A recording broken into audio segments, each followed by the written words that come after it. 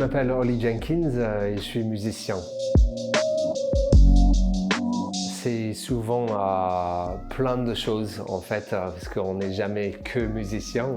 Malheureusement, on ne peut pas juste se lever et jouer la guitare ou le piano toute la journée. Du coup, d'être musicien, c'est aussi faire du booking, de prévoir beaucoup de choses à l'avance, de faire le com, de savoir utiliser les logiciels, de savoir jouer son instrument, mais aussi d'être technicien, aussi d'être ingénieur de son, un peu plein de métiers différents qui sont sous ce nom de musicien. À 13 ans à peu près, j'avais un pote qui jouait la batterie et j'ai trouvé ça trop cool.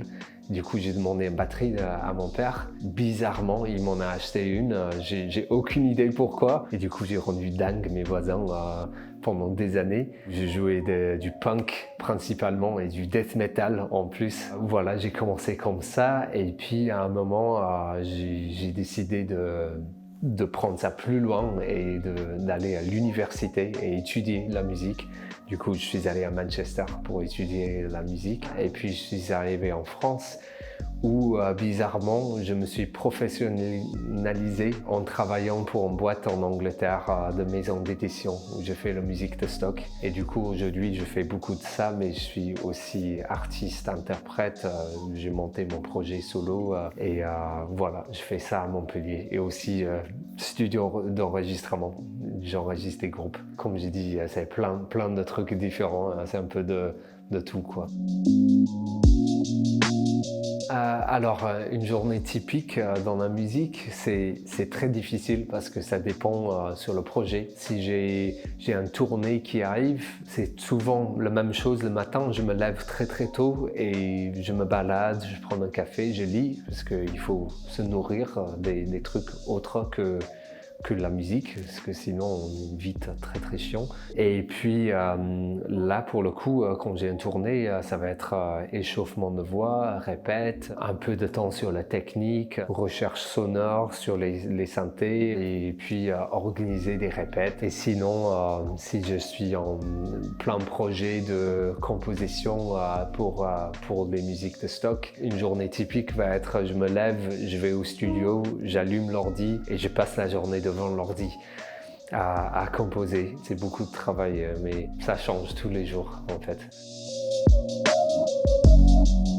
On a fait un tremplin en 2015 à Montpellier.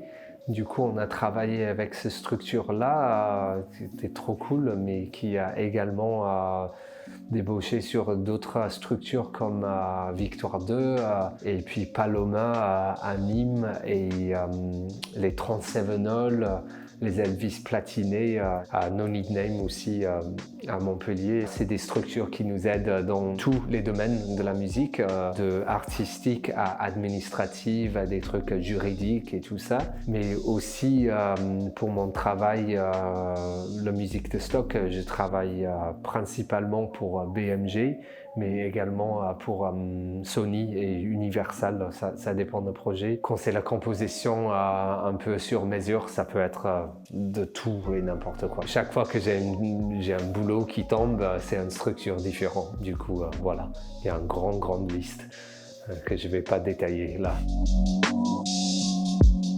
C'est une vie très indépendante, très variée. Moi, pour le coup, je ne travaille pas dans une structure hiérarchique.